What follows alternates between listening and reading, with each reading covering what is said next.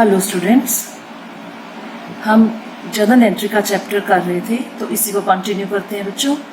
तो आज हम एक न्यू कंसेप्ट करेंगे, purchase return, entries related to purchase return. बच्चों, मेरी लास्ट वीडियोस आपने पढ़ी होंगी, उसमें हमने किया था entries related to purchase of goods. अब हम उसी से ही रिलेटेड एंट्रीज करेंगे, entries related to purchase return. Means जो गुड्स हमने बाय किए थे, जो गुड्स हमने परचेज किए थे, हम अब उन गुड्स को वापस कर रहे हैं। सो अब ये परचेज रिटर्न की एंट्री कैसे करेंगे, लेट्स स्टार्ट।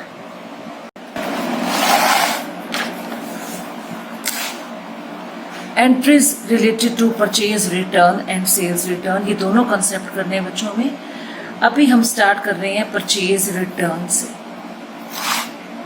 तो बच्चों, जब हम गुड्स परचेज करते हैं, ध्यान से देखना, ये टॉपिक बहुत इंपॉर्टेंट है बच्चों।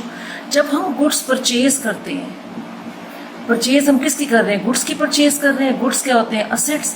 और जब असेट्स इंक्रीज होते हैं तब उनको डेबिट करते हैं। ये मैंने अपनी फर्स्ट जर्नल एंट्री की फर्स्ट वीडियो में आपको बताया था कि कुछ रूल्स हैं कि एक्सपेंसेस, असेट्स एंड लॉसेस जब इंक्रीज होते हैं तो डेबिट होते हैं, असेट्स जब डिक्रीज होते हैं तो क्रेडिट होते हैं। तो अब देखो, अब ये हम गुड्स परचेज कर रहे हैं तो मीन्स असेट इंक्रीज हो रहे हैं, असेट जब इंक्रीज होते हैं तो उसको डेबिट कर देते हैं।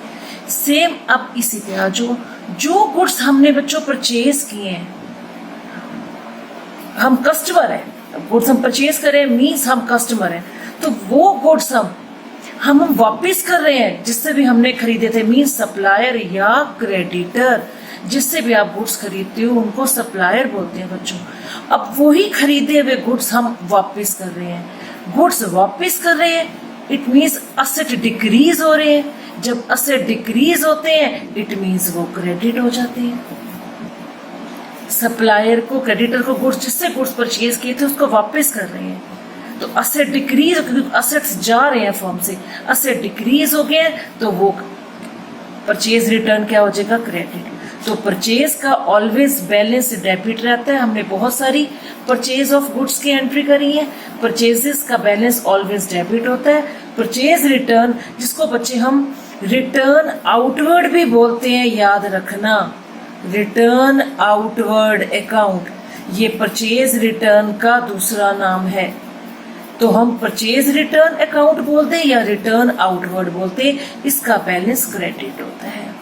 अब लो बच्चों, हम एंट्री स्टार्ट करते हैं। जब हमने गुड्स परचेज किए होंगे, मैं परचेज पे आ रही हूँ बच्चों, जब हमने गुड्स परचेज किए होंगे या तो कैश दिया होगा सप्लायर को, या चेक के थ्रू, या उधार पे, क्रेडिट का, ये तीन ही सिचुएशन बनती है। जब गुड्स परचेज किए थे हमने, या कैश दिया होगा, या चेक हमने दिया होगा, या उधारे खरीदे होंगे। तो हम ये इनसे रिलेटेड एंट्रीज कर लेते हैं। Let's start. Goods purchased for cash. Earlier जो गुड्स हमने पहले कैश पे खरीदे थे, नाउ रिटर्न टू सप्लायर। अब बच्चों, ये पॉइंट रह गया कि सप्लायर को, जब हमने गुड्स एक बार परचेज कर लिए तो सप्लायर को हम गुड्स वापस क्यों कर रहे हैं। हो सकता है ट्रांजिट में, रास्ते में गुड्स टूट गए हो, गुड्स अकॉर्डिंग टू जो हमने सैंपल दिखाए थे वो सैंपल के अकॉर्डिंग हमारे गुड्स ना हो, तब हम वापस कर रहे हैं। तो बहुत सारे रीजंस हैं गुड्स रिटर्न करने के। गुड्स ट्रांजिट में खराब हो गए हो, स्पॉइल हो गए हो, इनवॉइस में कुछ प्रॉब्लम हो, तो हम जब गुड्स परचेज करते हैं तो उसके बाद हम रिटर्न कर रहे हैं। अब ये देखो, जब हम अब ये गुड्स हमने परचेज, कैश परचेज किए थे, जब हम गुड्स वापस करेंगे तो दुकानदार से कैश वापस मांगेंगे, बोलिए हाँ। पर बच्चों, एक चीज और ध्यान रखना, बुक्स में हम यही पढ़ेंगे कि जब हम परचेज रिटर्न और सेल रिटर्न की एंट्री करते हैं तो ये ऑन क्रेडिट, उधार की है, ऐसा नहीं है। जब आप कैश परचेज कर रहे हो, कैश परचेज, उसके बाद जब हम गुड्स रिटर्न करते हैं तो वो परचेज रिटर्न भी कैश में ही होगी। आप प्रैक्टिकल लाइफ में आप इस चीज को आप जरूर फील करोगे कि जब आप कैश परचेज कर रहे हो एक चीज को और वही चीज आप रिटर्न कर रहे हो शॉपकीपर को, तो शॉपकीपर 100% हमें कैश रिटर्न करेगा।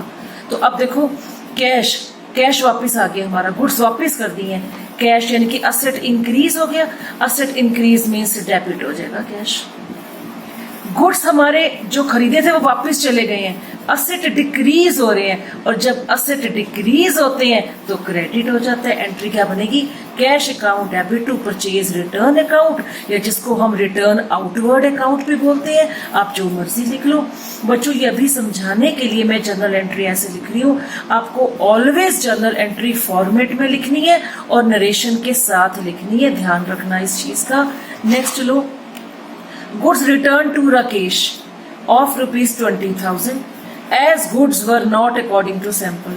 राकेश जो कि हमारा शॉपकीपर, जो कि सप्लायर है, उससे हमने 20,000 के गुड्स खरीदे होंगे, अब ये गुड्स हम उसको वापस कर रहे हैं। क्यों? क्योंकि गुड्स हमारे सैंपल के अकॉर्डिंग नहीं थे। अब इसकी एंट्री देखो, गुड्स रिटर्न कर रहे हैं, असेट्स जा रहे हैं। जब असेट्स डिक्रीज होते हैं तो क्या होता है? क्रेडिट। असेट इंक्रीज होते हैं तो डेबिट होता है बच्चों। गुड्स रिटर्न, गुड्स जा रहे हैं, वापस कर रहे हैं, असेट डिक्रीज हो गए हैं, क्रेडिट हो जाएगा परचेज रिटर्न अकाउंट। अब जो गुड्स हमने उधार, अब देखो बच्चों ये राकेश नाम आ गया, पार्टी का नाम आ गया, ये उधार की एंट्री है। हमने ऑन क्रेडिट परचेज किए होंगे ये 20,000 के गुड्स राकेश से, ऑन क्रेडिट यानी कि पैसे नहीं दिए थे at the time of purchase. अब जब हम ये गुड्स मैं उसको वापस करूंगी, मेरी लायबिलिटी कम हो जाएगी, क्योंकि जब हमने गुड्स परचेज किए थे उधारे, लायबिलिटी इंक्रीज हो गई थी। अब ये गुड्स मैं रिटर्न कर रही हूँ, लायबिलिटी डिक्रीज हो गई है, और लायबिलिटी रिड्यूस हो रही है, इट मीन्स डेबिट हो जाएगा। Rakesh account debit to purchase return account. Next लो, goods worth ₹10,000 return to creditors as they were not up to the mark. Creditors को 10,000 के गुड्स वापस कर, क्योंकि वो अप टू द मार्क नहीं थे। बच्चों इस और इस एंट्री में कोई फर्क नहीं है। इसमें क्रेडिटर का नाम दिया हुआ है राकेश, इसमें दुकानदार का, शॉपकीपर का, क्रेडिटर का नाम नहीं दिया हुआ। सेम ट्रांजैक्शन है, ये भी उधार की है, ये भी उधार की है। फर्क क्या है कि राकेश की जगह यहाँ पर क्रेडिटर वर्ड आ जाएगा। गुड्स जा रहे हैं, वापस कर रहे हैं, तो परचेज रिटर्न क्रेडिट होगा, और हमारी लायबिलिटी कम हो रही है क्योंकि 10,000 के गुड्स हम दे रहे हैं, तो 10,000 का अमाउंट अभी हमें क्रेडिटर को वापस नहीं करना, तो हमारे असेट इंक्रीज हो गए, तो क्या हो जाते हैं? वो डेबिट हो जाते हैं। ये सेम एंट्री है, पार्टी का नाम गिवन था, वो डेबिट हो गया था, इसमें पार्टी का नाम नहीं है तो क्रेडिटर अकाउंट को डेबिट करती है। अब बच्चों कुछ एंट्रीज हम करते हैं परचेज रिटर्न की along with trade and cash discount. फटाफट से देखते हैं। Purchase goods from Vinod, party का नाम आगे बच्चों उधार की एंट्री है, of list price of ₹40,000 at 10% trade discount. Vinod से हमने गुड्स परचेज करे, कोई कैश वर्ड नहीं है, उधार की एंट्री है। विनोद से सामान खरीदा, ट्रेड डिस्काउंट। और बच्चों मेरी लास्ट वीडियो यानी कि वीडियो नंबर 4 में यही टॉपिक है ट्रेड और कैश डिस्काउंट का। इसमें हमने ट्रेड डिस्काउंट को बुक्स में शो नहीं करते और कैश डिस्काउंट को शो करते हैं, ये बताया हुआ है।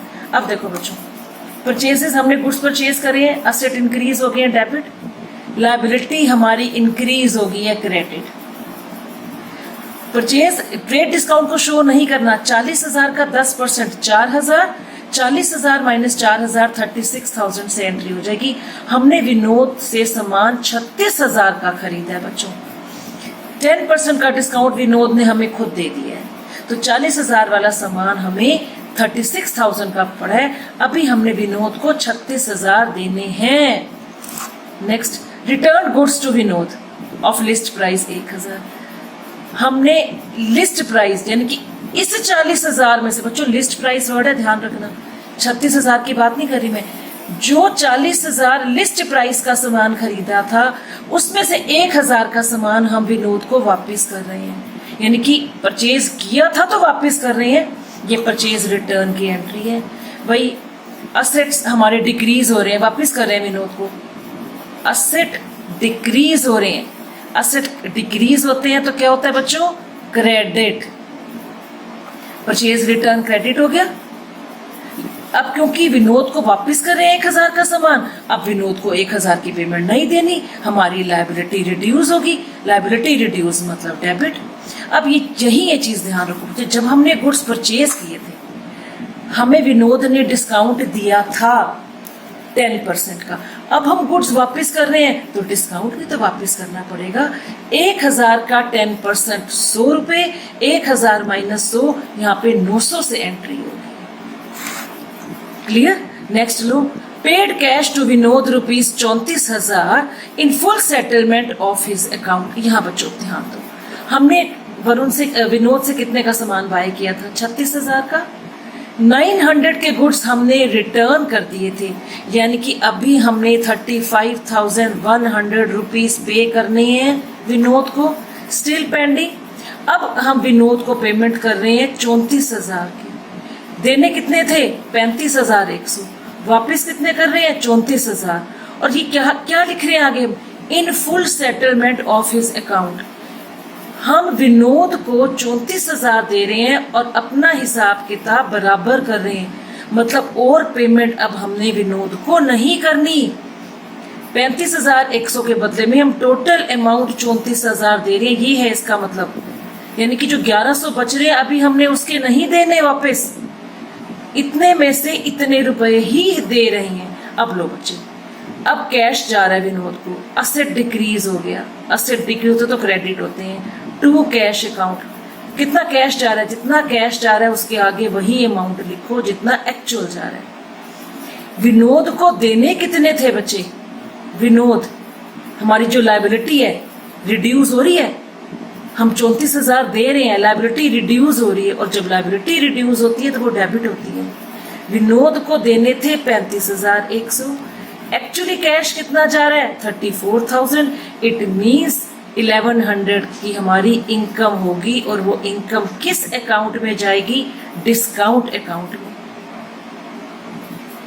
अब हम ये सोचेंगे कि हमने इतने देने थे और इतने जा रहे हैं, इसका मतलब 1100 की बचत होगी, 1100 बच के, और हम यही अंडरस्टैंड करेंगे कि 1100 रुपए का विनोद ने हमें डिस्काउंट दे दिया।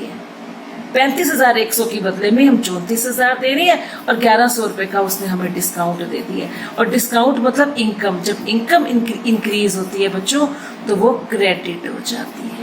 तो ये था आपका सारा कंसेप्ट परचेज रिटर्न का। तो बच्चों जब भी आप ये क्वेश्चन करो, जो सेल ऑफ परचेज की एंट्रीज बताई थी वो पहले एक बार वीडियो देखना, sale of purchase of goods की, उसके बाद ये परचेज रिटर्न की एंट्रीज करना। इस वीडियो को शेयर करो, लाइक करो, सब्सक्राइब करो, इजीली आपको अपडेट मिलते रहे। Thank you.